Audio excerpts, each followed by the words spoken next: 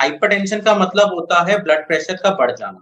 अब एक तो होता है नॉर्मल हाइपरटेंशन जो कि होता है हमारे शरीर में जो लोग जानते हैं कि बीपी की बीमारी हो गई जिसे बोलते हैं, दैट इज़ हाइपरटेंशन। उसका दूसरा मेडिकल टर्म होता है हाइपरटेंशन। उसमें क्या होता है कि जो हमारे शरीर की ब्लड वेसल्स हैं, जो सारी ध्वनियाँ हैं जिसमें ब्लड जाता है, उनमें प्रेशर बढ़ जाना, उसको हम हाइपरटेंशन बोलते हैं। अब पल्मोनरी हाइपरटेंशन क्या होता है? पल्मोनरी हाइपरटेंशन हाइपरटेंशन से एकदम अलग होता है। यहाँ पे जो हमारा फेफड़े हैं, उधर जो ये नलियाँ हैं, जिनमें ब्लड घूमता है, उधर प्रेशर का बढ़ जाना, उसे बोलते हैं हम पल्मोनरी हाइपरटेंशन। तो इसका इलाज नॉर्मल वाली हाइपरटेंशन से एकदम अलग होता है।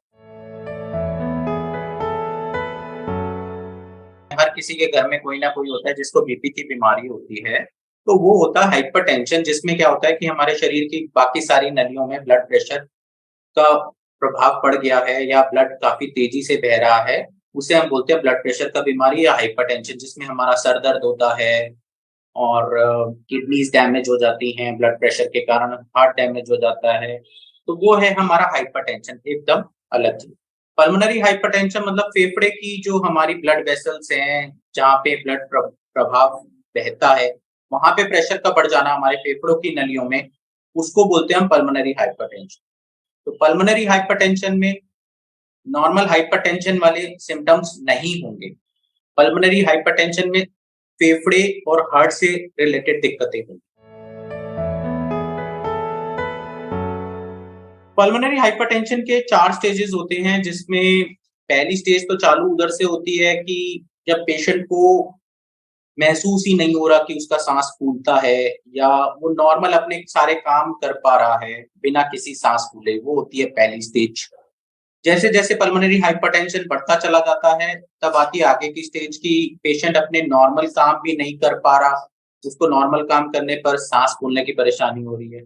फिर तीसरी स्टेज आती है कि थोड़ा-सा भी पेशेंट अगर थोड़ा-सा भी चल रहा है तो उसको साँस फूल रहा है। चौथी स्टेज आती है कि पेशेंट अगर रेस्ट पे भी बैठा है, तब भी पेशेंट का साँस फूल रहा है और वो काफ़ी प्रभावित हो रहा है।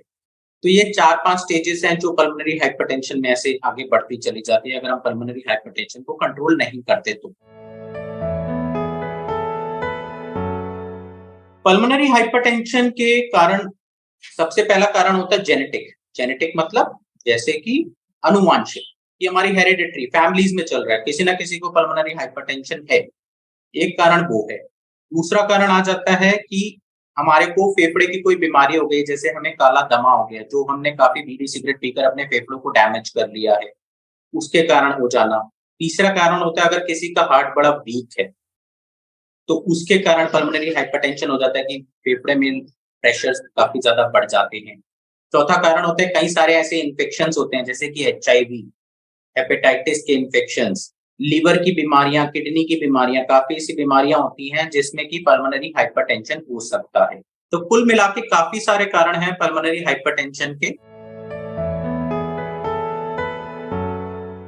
पल्मोनरी हाइपरटेंशन पल्मोनरी फाइब्रोसिस की तरह ही एक ज़्यादातर इरिवर्सिबल बीमारी होती है, जिसमें हम पेशेंट्स को वही बताते हैं कि रिस्क फैक्टर्स वही सेम रहते हैं। हम बताते हैं कि पेशेंट को स्मोकिंग नहीं करना है और लिवर की बीमारी होने से बचना है, किडनी की बीमारी होने से बचना है, स्मोकिंग बिल्कुल नहीं करना, अस्थमा है तो उसे कंट्रोल करके रखना है।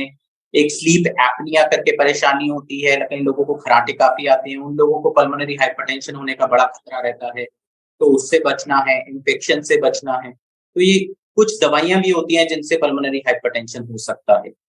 तो अगर पेशेंट को कोई ऐसे एक्सपीरियंस करता है ऐसे सिम्पटम्स, तब मुझे लगता है कि उन्हें अपने डॉक्टर से सलाह लेनी चाहिए कि पल्मोनरी हाइपरटेंशन के सिम्पटम्स तो नहीं है कहीं ये। पल्मोनरी हाइपरटेंशन के सिम्पटम्स में यूजुअली साँस फूलना सबसे कॉमन सिम्पटम होता है। दूसरा सिम्पटम होता है छाती में दर्द होना। तीसरा सिम्पटम होता है कि हमें चक्कर आना। कभी-कभी ऐसा भी हो सकता है कि पेशेंट बेहोश होके गिर भी सकता है कहीं पल्मोनरी हाइपरटेंशन में। जब पल्मोनरी हाइपरटेंशन बहुत ज़्यादा बढ़ जाता है तो ब्लड प्रेशर भी ड्रॉप कर जाता है। छाती में दर्द, साँस फूलना और कभी-कभार चक्कर खा के गिर जाना या बेहोश हो जाना। तो ये सारे पल्मोनरी हाइपरटेंशन के मुख्य सिम्पटम्स होते हैं जो कि हमें देखने को मिल सकते हैं। सबसे पहले तो पल्मोनरी हाइपरटेंशन अगर हमें सस्पेक्टेड होता है तो हम एक नॉर्मल चेस्ट एक्सरे कराते हैं। चेस्ट एक्सरे में हमें थोड़ा बहुत आइडिया लगता है कि हम किस बीमारी को डील कर रहे हैं। फिर हम कराते हैं ईसीजी। ईसीजी में भी कुछ-कुछ आइडिया होने लगता है। जो एक अच्छा टेस्ट होता है वो होता है 2D एको। 2D एको जिसे हम इकोकार्डियोग्राफी बोलते हैं, जिसे हम बोलते हैं दिल का अल्ट्रासाउंड। उससे हमें काफ़ी अंदाज़ा लग जाता है कि पेशेंट को पल्मोनरी हाइपरटेंशन है कि नहीं। फिर हम कराते हैं सीटी पल्मोनरी एंजियोग्राफी, जैसे सीटी स्कैन होता है छाती का। और लास्ट में हम कराते हैं एक एंजियोग्राफी, राइट हार्ट कैथेटराइजेशन, जो दिल वाले पेशेंट्स का हम कराते हैं ना, वैसे ही इसमें भी हम एक कराते हैं जिसे हम बोलते हैं राइट हार्ट कैथेटराइजेशन। तो उससे हमें कंफर्म होता है कि हाँ, ये पल्मोनरी हाइपरटेंशन ही है और कुछ नहीं है। लेकिन ज्यादातर केसेस में जो दिल का अल्ट्रासाउंड होता है उसी में ही आ जाता है कि पेशेंट को पल्मोनरी हाइपरटेंशन है। सबसे पहले तो ट्रीटमेंट हमें उस पे बेस्ड करने पड़ते हैं कि किस वजह से पेशेंट को पल्मोनरी हाइपरटेंशन है। जैसे 50-60 कारण है पल्मोनरी हाइपरटेंशन के, तो जो कारण मिलता है सबसे पहले तो उस कारण को हटाया जाता है। वो कारण हटाने के बाद फिर हमें डील करना होता है जो पल्मोनरी हाइपरटेंशन में जो फेफड़े की जो रक्त की बहने वाली जो नालियाँ हैं, वहाँ पे जो ब्लड प्रेशर बढ़ रहा है, वो उसको डायलेट कर सके। डायलेट का मतलब जैसे कि कुछ दवाइयाँ आती हैं कि वो उसको चौड़ा कर देती हैं। मतलब ब्लड वेसल्स जो हैं उनको चौड़ा कर देती है, जिससे कि ब्लड का जो प्रभाव है उसका प्रेशर काफ़ी कम हो जाता है। तो उससे ऐसे चेस्ट पेन होना, ये सारी चीज़ें काफ़ी हद तक रुक सकती हैं। तो ऐसी दवाइयाँ उपलब्ध हैं आराम से, जिनको हम देकर उन ब्लड वेसल्स में प्रेशर को कम कर सकते हैं। और बहुत ही रेयर स्टेजेस में हमें कोई ऑपरेशन की ज़रूरत पड़ सकती है पल्मोनरी हाइपरटेंशन। ज़्यादातर केसेस में सिर्फ दवाइयों से ही पल्मोनरी हाइपरटेंशन कंट्रोल हो सकता है। रोज़ाना कोई टेस्ट कराने की ज़रूरत नहीं होती। एक बार पूरा वर्कअप हो जाता है, पूरा सब कुछ हो जाता है, पेशेंट की दवाइयाँ चालू हो जाती हैं। पेशेंट को फिर हर 3 महीने में अपने डॉक्टर से मिलना रहता है। हर 6 महीने में एक एको कराना रहता है।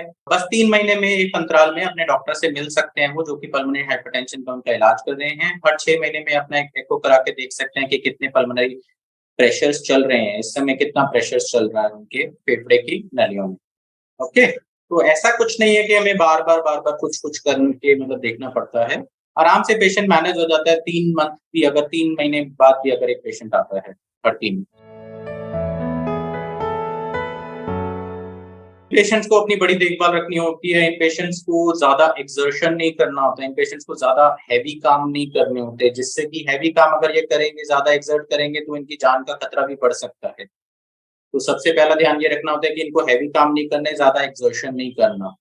दूसरा काम ये है कि दूसरे काम सारे वही नॉर्मल चीज़ें हैं, जैसे कि स्मोकिंग से दूर रहना है, अच्छे वायु में रहना है, प्रदूषण नहीं होने देना। वो सारी चीज़ें नॉर्मल है, अच्छा खाना-पीना है, बुरी चीज़ें नहीं खानी, अल्कोहल नहीं लेना। जो मेन चीज़ इनको करनी है वो यही है कि एक्सर्शन से दूर रहना है। ज़्यादा एक्सर्ट करेंगे तब इनको जान का खतरा हो सकता है पल्मोनरी हाइपरटेंशन वाले पेशेंट्स को। कारण इतने सारे हैं, अगर हम उन कारणों को प्रिवेंट कर पाएँगे तो हम इस डिसीज़ को प्रिवेंट कर सकते हैं।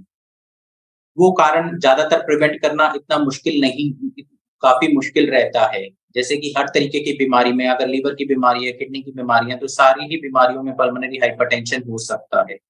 पल्मोनरी हाइपरटेंशन के केसेस में सबसे अच्छा यही रहता है कि हम पल्मोनरी हाइपरटेंशन को जल्द से जल्द पहचानें और उसका ट्रीटमेंट चालू करें ताकि वो बढ़े ना, तभी उसकी रोकथाम हो सकती है। प्रिवेंट करना फुली तौर पे तो बहुत मुश्किल हो जाता है क्योंकि इतने सारे कारण हैं, किस-किस को प्रिवेंट कर पाएँगे। फिर भी हमें अपनी तरफ से पूरी कोशिश करनी चाहिए, जैसे कि जो हम कर सकते हैं जैसे स्मोकिंग नहीं करना, अल्कोहल नहीं करना, सारा अच्छा-खासा खाना-पीना है। अगर वो भी हम कर लेते हैं तो हमारी तरफ से इतना ही काफ़ी अच्छा रहेगा। बाकी तो फिर अगर जल्द हो जाता है तो हमें जल्दी से जल्दी उसका पता लगाना।